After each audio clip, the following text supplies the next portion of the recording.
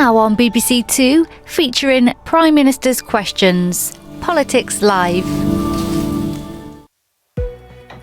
Yesterday, we heard from the civil servant who was sacked over the appointment of Peter Mandelson as US ambassador.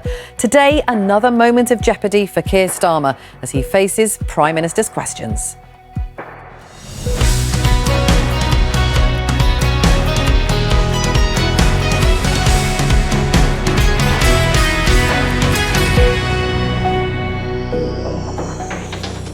Hello, I'm Vicki Young and welcome to Politics Live. Joining me today, Labour MP Joe Powell, Conservative MP Sarah Bull and journalist and broadcaster Sonia Soda. This is the scene in Downing Street. Keir Starmer is about to leave for PMQs, where he'll face fresh questions over his judgment after that evidence from Ollie Robbins yesterday. We'll bring you that live at noon.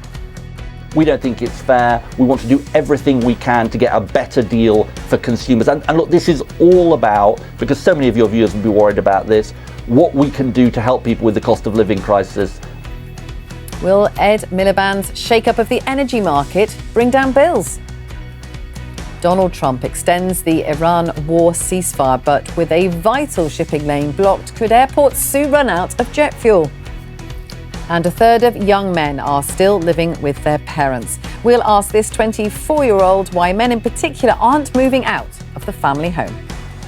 And we want to hear from you. If you have any thoughts on those stories or questions for our panel, we want to hear your voice. You can get in touch using the details on screen now. We look forward to hearing from you.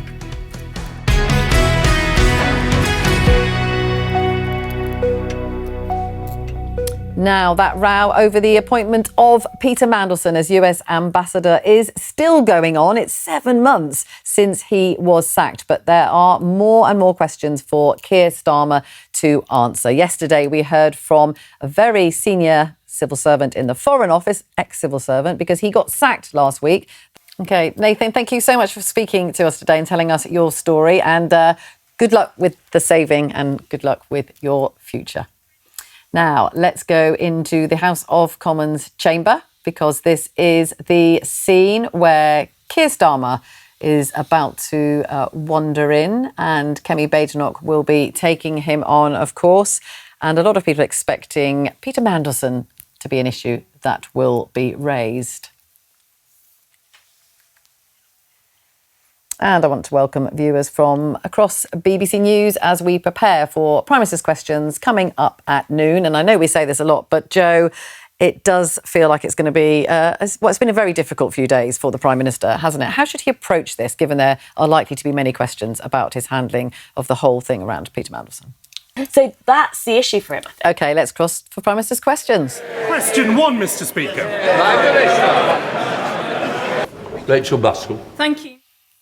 OK, we will leave Prime Minister's Questions there for this week, and maybe not a huge surprise that Kemi Badenoch had a number of questions for the Prime Minister about the fallout from that appointment and sacking of Peter Mandelson as US ambassador. Let's introduce my guests for this part of the programme. I'm joined by James Murray, who is Chief Secretary to the Treasury, Richard Holden, who is the Shadow Transport Secretary, and our Chief Political Correspondent, Henry Zeffman.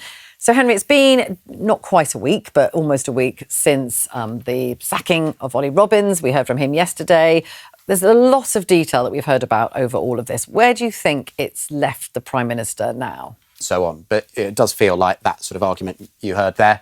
Argument maybe too strong. Civilised discussion. Well, just drill Rosebank is going to be one of it. the big themes of the coming months, because some of these questions about energy supply. Is anyone looking at a plan B for their holiday in the summer?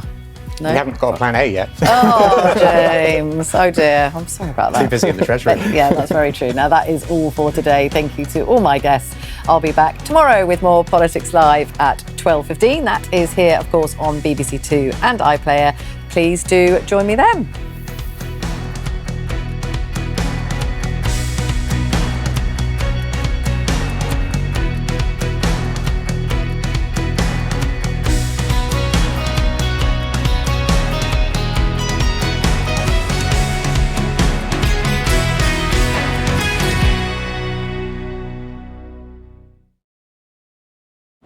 Everything we knew about